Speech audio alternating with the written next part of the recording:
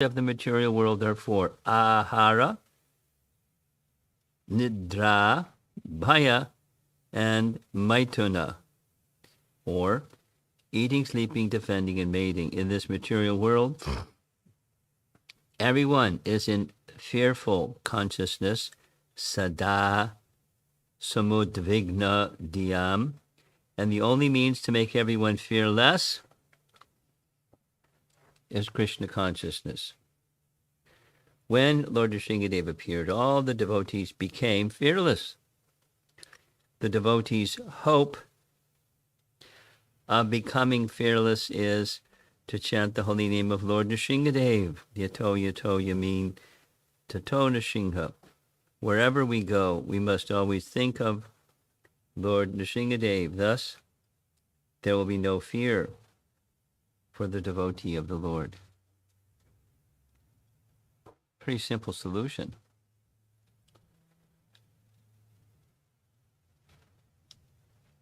The propensities,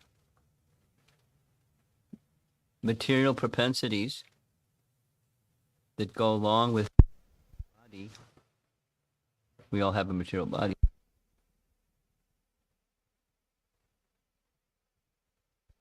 There doesn't matter what species, it doesn't matter so many, the family in which you're born, or your education, or your wealth, or anything, species, doesn't matter. Propensities are built in to getting a material body.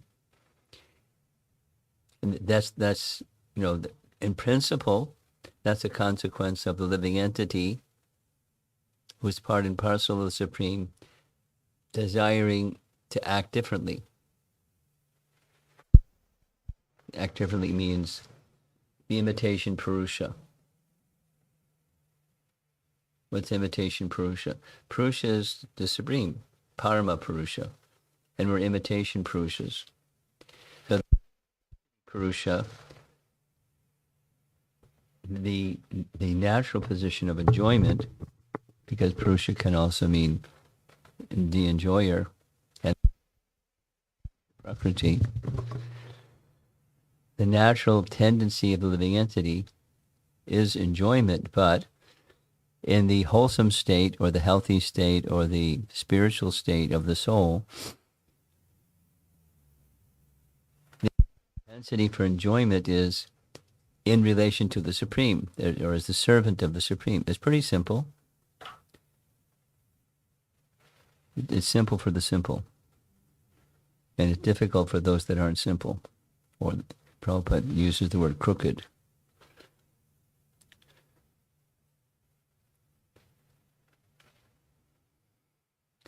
So the propensity to be the enjoyer of service to the Supreme is natural for the soul.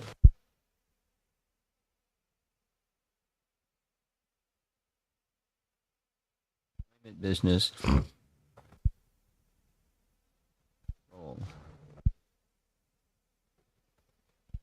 There can be platitudes of saying, I accept the Supreme Soul, but the real program is my enjoyment.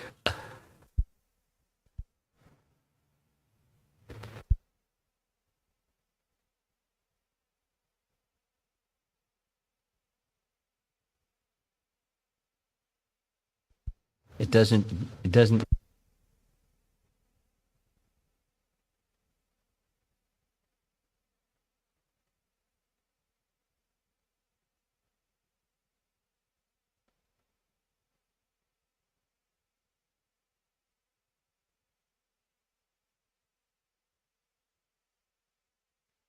Purusha, Parama Purusha.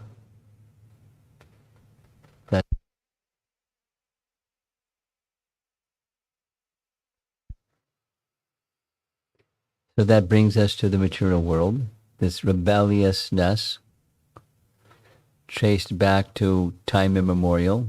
Prabhupada would often say, or consistently say, somehow or other, we've fallen.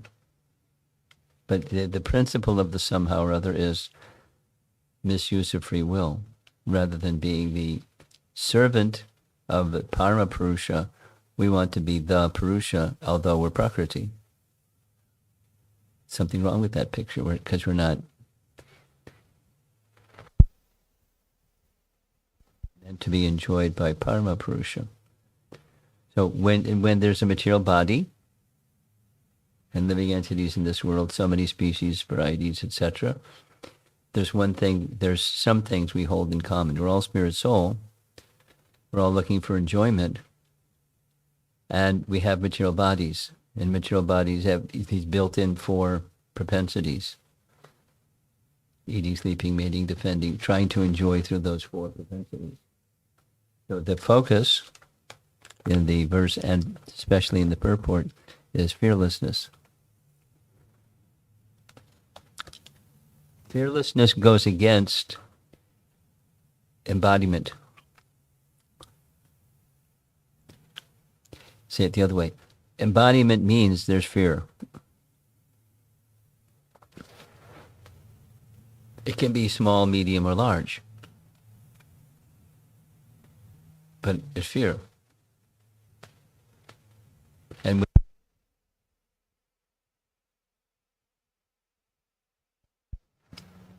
against an attack of my position of security, my position of being the enjoyer. So defending, and then eating and mating. So those propensities. We have a material body, so somehow or other, again, here we are, we have these propensities born of material nature, and you can't just check out. Let me out of here. Moksha doesn't mean just check out. What does moksha mean? In the language of the Bhagavatam, Prabhupada would like to quote this verse, mukti, liberation, hitvanyata rupam swarupena vyavastati, swarupa, in one's spiritual vyavastati, being situated in one's spiritual identity, to be engaged accordingly. And what's our spiritual identity? So in that consciousness, something happens with fear.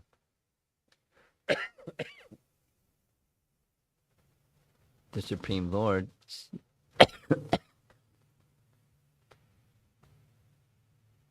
seeing the submission of his devotee, like here Lord Nrsingadev, he grants fearlessness. In this particular case, pretty simple. The gesture is placing his hand on Prahlad's head. We may not be so fortunate having the Supreme Lord Nrsingadev place his hand on our head. That would be nice.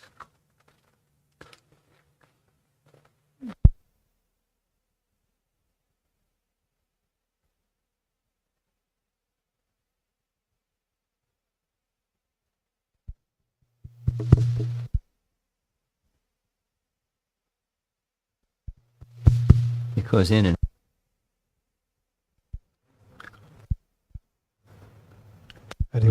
itself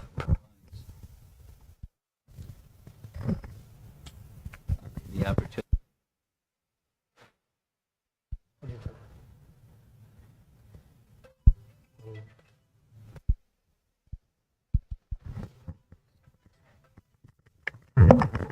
Okay. The bhakti process itself provides contact, direct contact. Say it again. Direct contact with Supreme Personality Godhead through the medium of service. Say it again. The bhakti process gives us direct contact with the Supreme Personality of Godhead.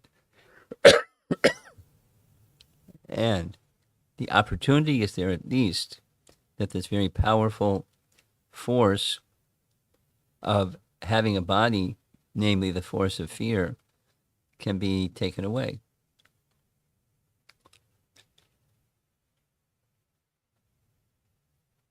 magical. Try to imagine fear is taken away, or the other the propensities. No, sleeping and eating can be reduced. Mating can be reduced or eliminated, and then fear. So the focus with Prahlad, he's just a young boy. Fear. Now the demigods, on the one hand, and on the other hand, the demigods that have urged him to go forward, they see the anger that the Supreme Lord Nrsingadev is exhibiting. Now, what are they feeling about his anger? They feel some fear. They're devotees, and so they make an approach and try to pacify, so his fear will subside.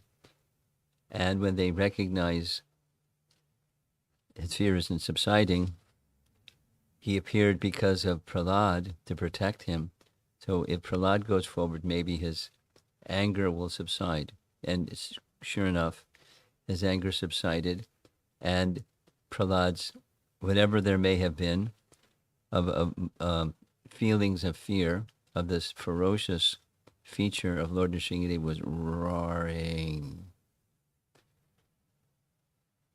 and gnashing teeth and with his claws extended.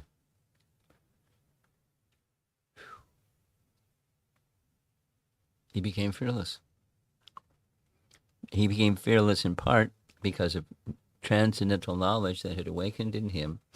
That is, this anger that the Lord was exhibiting was not meant for the devotees. The anger of the Supreme Lord is meant for those that harass the devotees. So it's not meant for the devotees. So please take your anger and remove it, because those demigods over there, they're feeling a little uncomfortable with this feature of anger that you exhibit for the non-devotee, but they're your devotees, so please remove your anger.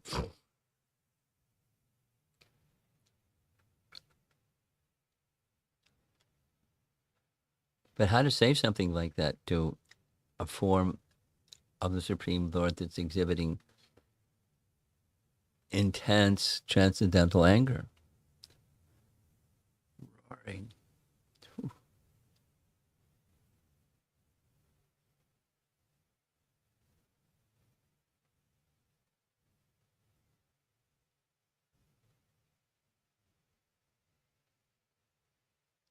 Now, should we think that Prahlad had fear before Lord Nrsingadev touched his head?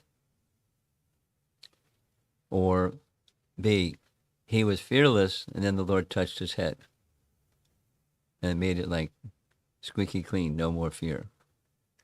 Either way, to do what he did, to speak to Hiranyakashipu the way that he did, he certainly didn't have much fear. That is, he felt the shelter of the Supreme Lord. So these, it's a nice devotional topic to consider before and after. Was Prahlad already pure and he just became superlatively pure? Or there was some trace of fear and that he became free from a trace of fear? There may be persuasive arguments on both sides, but for sure, after the Lord touched his head, many things happened. He became transcendentally enlivened so that he could speak eloquent words, even he's just a little boy. That is, the empowerment of the Supreme Lord makes everything for the devotee. So that's the idea here. Lord Nrsingadev's appearance is coming soon. All over the ISKCON world, at least, there'll be celebrations for the appearance day of Lord Nrsingadev.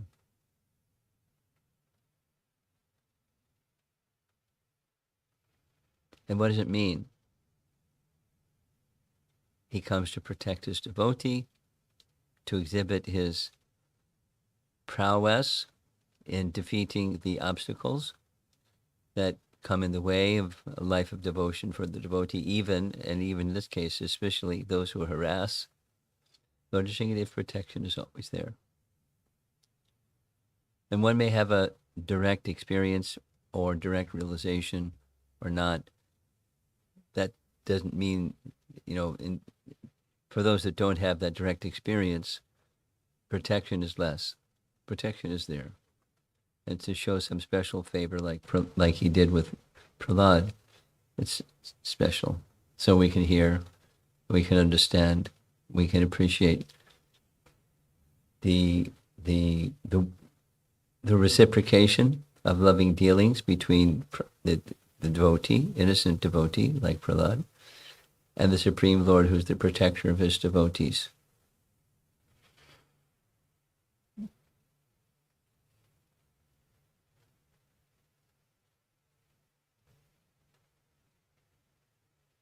Now, sometimes we'll go a little bit in this direction and see if there's some discussion. Sometimes devotees are put into such difficulty that it looks like they're suffering.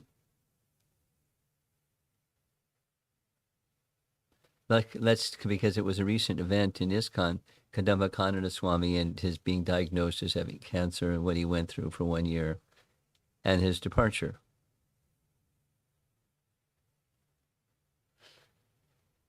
And he was fearless. I mean, it's not that he wasn't in pain, but he wasn't immersed in reduce this pain, please. For whatever the reasons, he decided to not take allopathic medicine to reduce the pain. He just endured the pain. One can only imagine it was quite painful. I have never had cancer, so I can't have experience. I can't say from experience, but one can understand it was very painful. He was certainly fearless about death.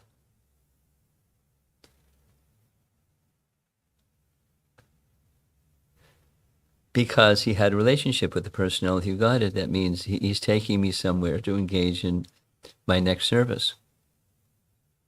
Whenever that is, it's up to him. And I'm just going to have a change of service. So we don't go through great contortions when our service changes.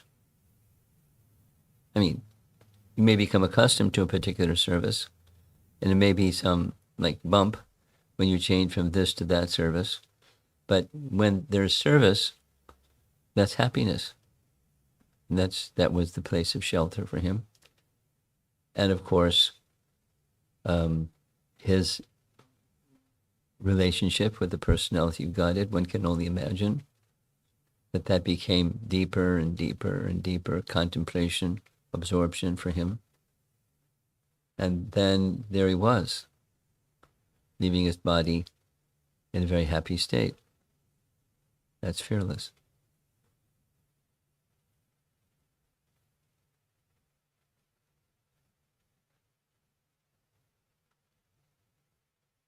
And it's pretty extreme. Death is pretty extreme. But there's smaller versions of changing situations. And if one is attached to the temporary, then the temporary is going to be taken or is taken, or it's in the process, there it goes. Then what? Holding on for dear life. But when it's time for things to go, it's time for things to go. Time doesn't wait. You know the saying, time and tide wait for no man? When it's time, it's time. So, a change of situation is part of that kind of circumstance. And accepting that Lord is kind and he'll take you from this service to that service, then it's just fine. Or saying the same thing a different way, as Prabhupada would regularly instruct, where this body that we have, this moment, is dying at every next moment. incrementally, so slowly that we don't notice it, but bodies are dying and other new bodies are taken, moment to moment, etc. So we don't lament over the moment to moment. So why, when there's a significant change of body, not just death, but circumstance of life, it happens. So where's our shelter? That's the idea. In the case of Prahlad, without the Lord's hand on his head, he already had shelter and he knew it. But to reconfirm, this verse is saying, the Lord picked him up. He was prostrated before him on the floor, picked him up with his hands, and placed one of his hands on his head. The same hand or same paw that had destroyed so many demons. The same hand placed on the head of the devotee is nothing to be fearful of. It's a position of protection. When one is protected, nice. One is uncertain, it's fearful. That's fine. It's just, I don't need any help. Please, I don't need any help. I know how to unscrew a bottle top. Thanks. Gives me something to do.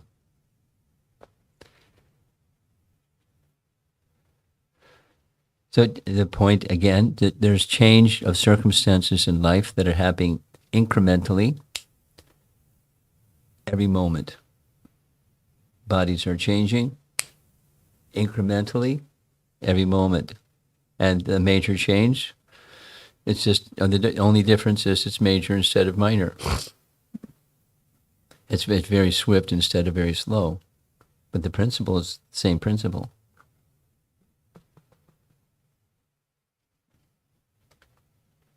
And so with that understanding, Bhagavad Gita, or spiritual wisdom, teaches us our attention should go to the eternal while we're passing through the temporary. And we practice.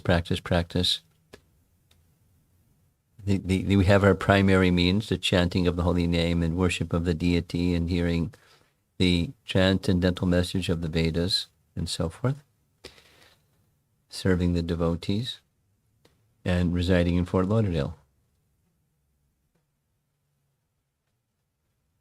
Those 5 most potent activities can connect us with transcendence.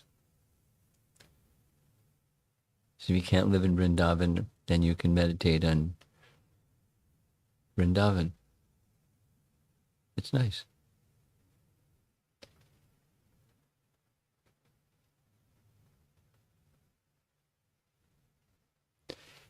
And with that meditation or absorption on Sat, then one can remain aloof from and unattached to Asat. And when Asat changes and changes and changes, it's quite okay. It's not quite okay if we're attached to the Asat and it changes. So it's a testing ground or a school. Our life is an opportunity to learn transcendence. Let's see if there's some discussion. Hi, Vol Provost, those of you that are online.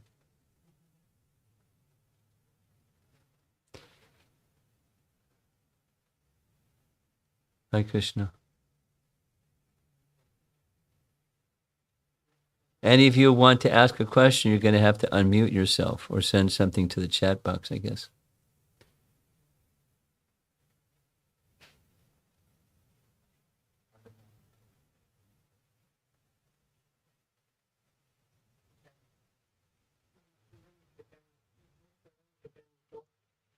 Raise your hand. That's another feature in Zoom calls. Hi, Krishna. Okay, Madan Mohan, unmute yourself. Let's hear it.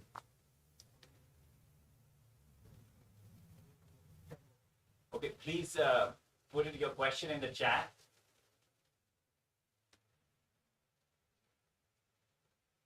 Can't you allow them to unmute? Audio's not working. Okay. Prabhu, can you please text your question in chat box?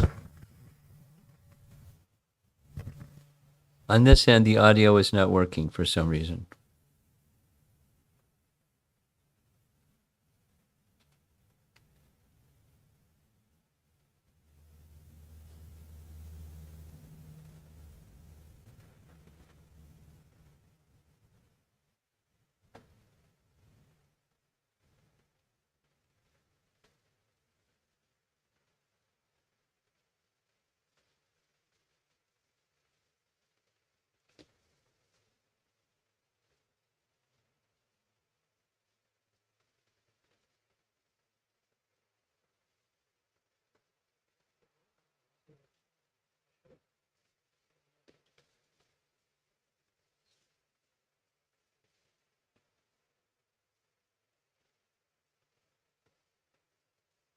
Krishna Maharaj, thank you for the wonderful class. So one question I have that we have that I thing, I am this, I am that, that false ego. Yes, it is. So how do we reduce that? How do we conquer that? True ego. Move in the direction of the spiritual conception, because there's ego, and then there's the covering of who we really are. So move in the direction of who you really are. And say the same thing in a different way. Canto 3, Chapter 25, Kapila Dev says, Bhakti process has the power to dissolve false ego. But if you dissolve false ego, what's left? True ego. So by awakening the true ego, the false ego is removed. By turning on the light, darkness is dispelled. So how to deal with the I conception, I and mind. It's the thread throughout the whole of the Bhagavatam. It's by awakening the spiritual conception, not just by negating the material, but by awakening the spiritual. Now, it's good to know what the false ego is and how it's working. That's jnana vairagya. But it's not sufficient just to know. We have to then act on what we know.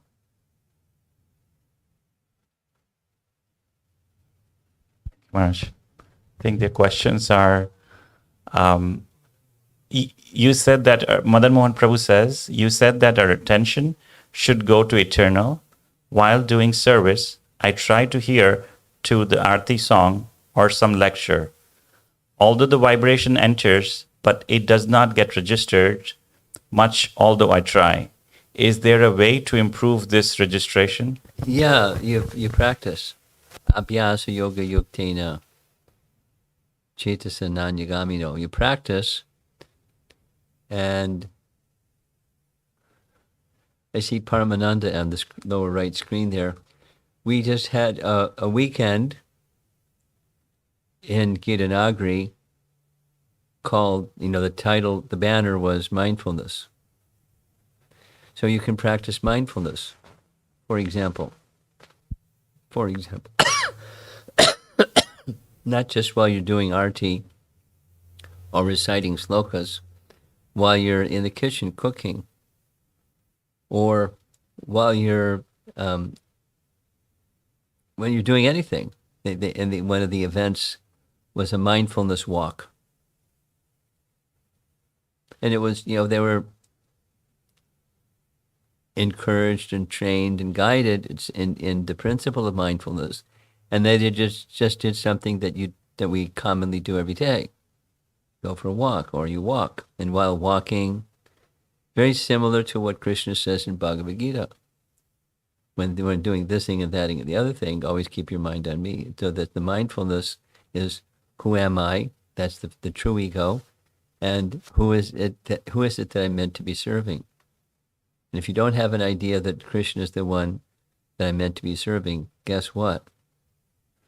It's going to go to the false ego and the objects of the senses, and I'm meant to be the purpose is enjoying. That's the default setting. So the principle of mindfulness, it's a nice word. Maybe it's overused, but at least, it's a nice word. Manmana. And you practice manmana. Not only in the circumstances that you described in your question, but in life.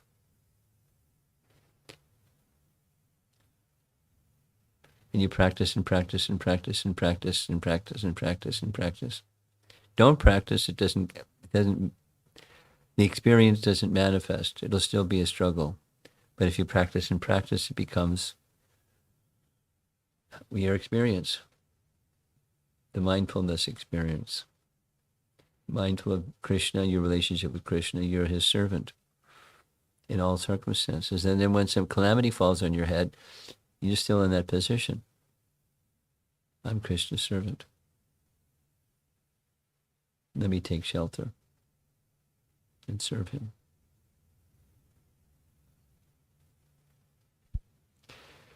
Someone else? Can you try to unmute yourself and ask your question?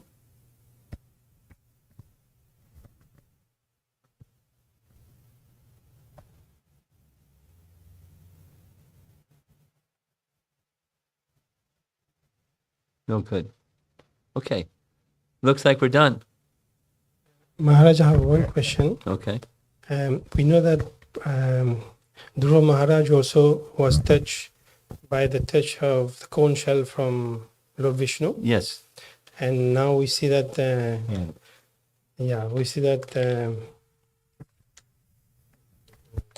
the same action is happening. What difference are there between these two?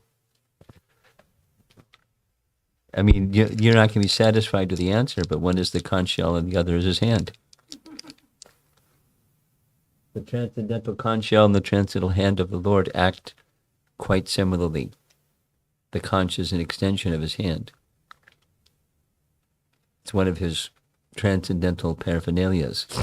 Conch, club, disc, lotus, meaning non-different than him.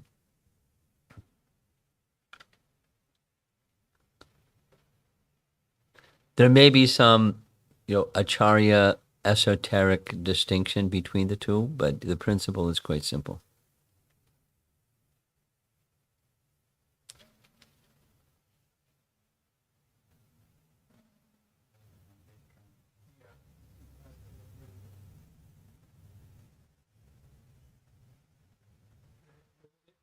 There was a hand raised. If anybody has a question.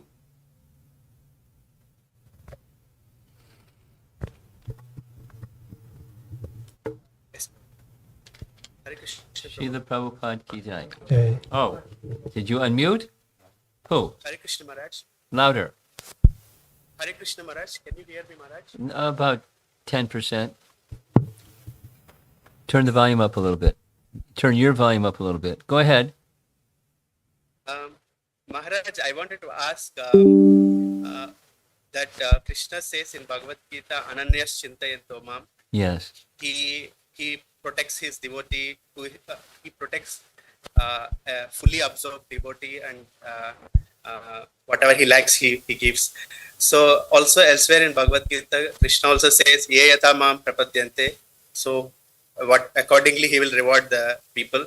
So I was trying to understand what is it that a pure devotee lacks that Krishna says he will still protect and he'll keep, and so the reward to someone who is not fully devoted yet, what's the reward that they are going to get?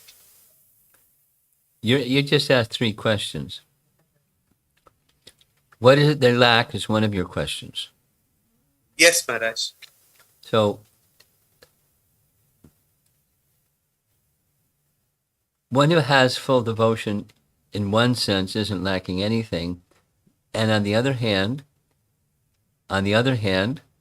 there's needs even for those that have pure devotion. And one of the needs is the relationship and opportunity for service, protection, etc., etc.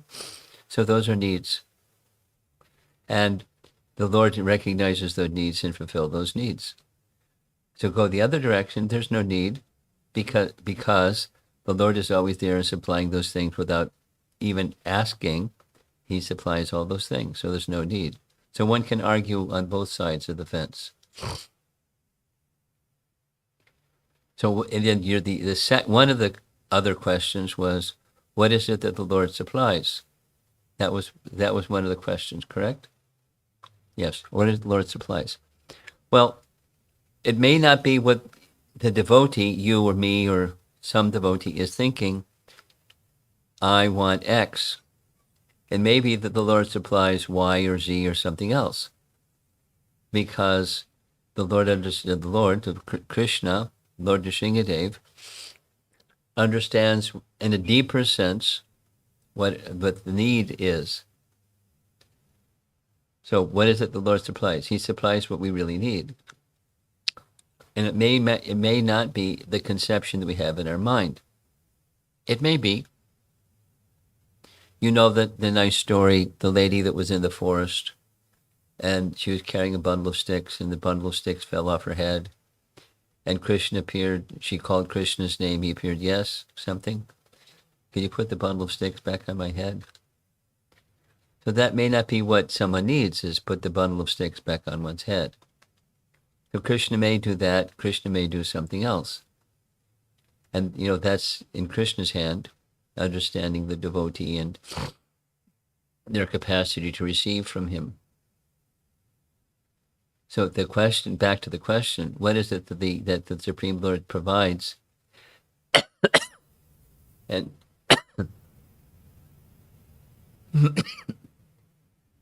the answer that I'm giving is, what he supplies is what the Lord understands the living entity can receive. Supposing Lord Krishna said to the lady with the bundle of sticks, no, because you need something much more than the bundle of sticks back on your head. I'm going to take away the bundle of sticks and give you my lotus feet. And she may go, wait a minute, I need the bundle of sticks to maintain my family. And so a lot depends on the conception and one's readiness. So that's what the Lord gives. It depends.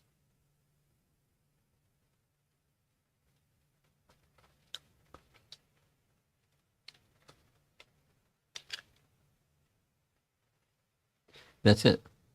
Srila Prabhupada ki jai.